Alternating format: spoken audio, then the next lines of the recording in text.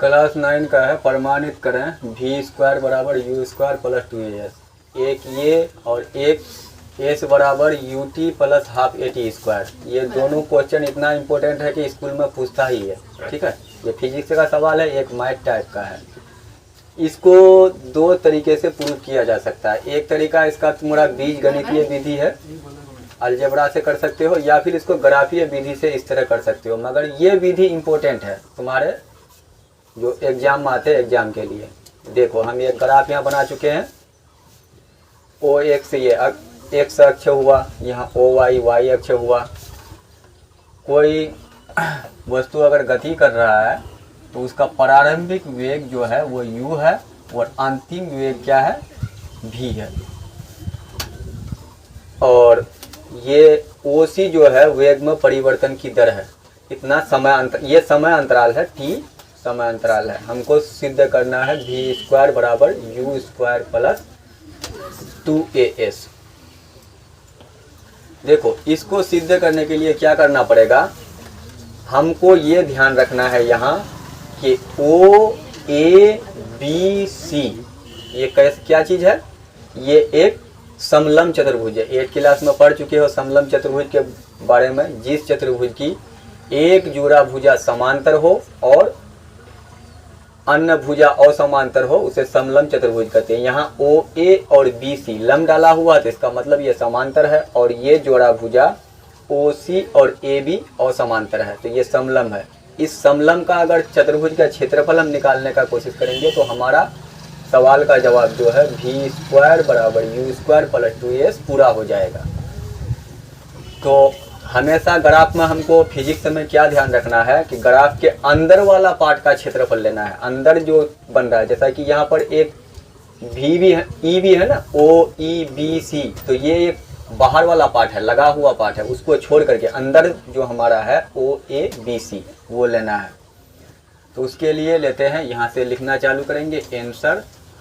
Answer में क्या करेंगे, एस बराबर area of O A B सी।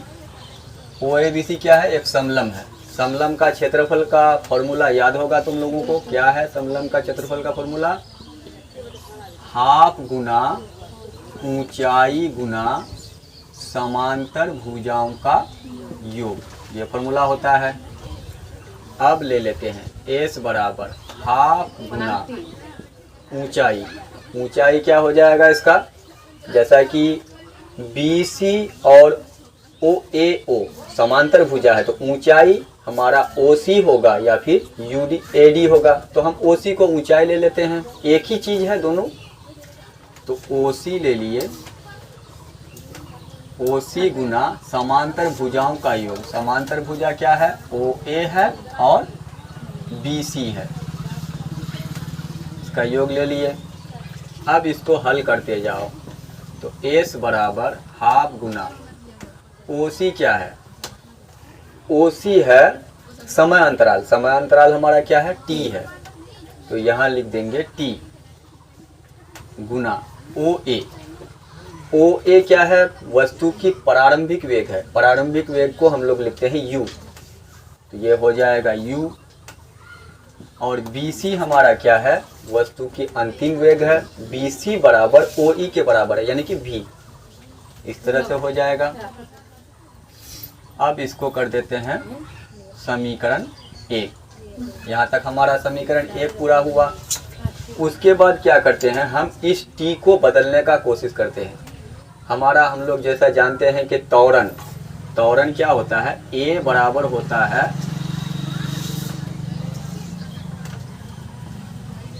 वेग में, ये फॉर्मूला है, वेग में परिवर्तन की दर बट्टा समय अंतराल। समय अंतराल, चलो इसको अब पूरा करते हैं। ए, वेग में परिवर्तन की दर क्या है, जैसा कि हमारा प्रारंभिक वेग u है और अंतिम वेग e है, तो हमारा वेग में परिवर्तन, अंतिम वेग v है, तो हमारा हो जाएगा वेग में परिवर्तन v minus you, v minus you और समय अंतराल t है। तो हम यहाँ क्या करेंगे कि t को बदलने का कोशिश करेंगे, क्योंकि हमारा यहाँ पर t आया हुआ है और हमारा सवाल में t नहीं है। तो t को रिप्लेस अगर यहाँ पर करना चाहें तो क्रॉस मल्टीप्लिकेशन होगा, कोनाकानी गुना हो जाएगा, a गुना t b माइनस यू गुना 1।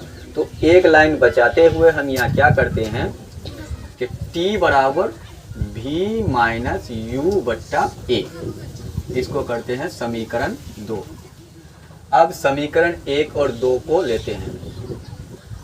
समीकरण 1 और 2 से क्या हो जाएगा, s बराबर हाफ गुना t, t का वैल्यू हमारा क्या है v माइनस यू बट्टा a, v माइनस यू बट्टा a Guna u plus v।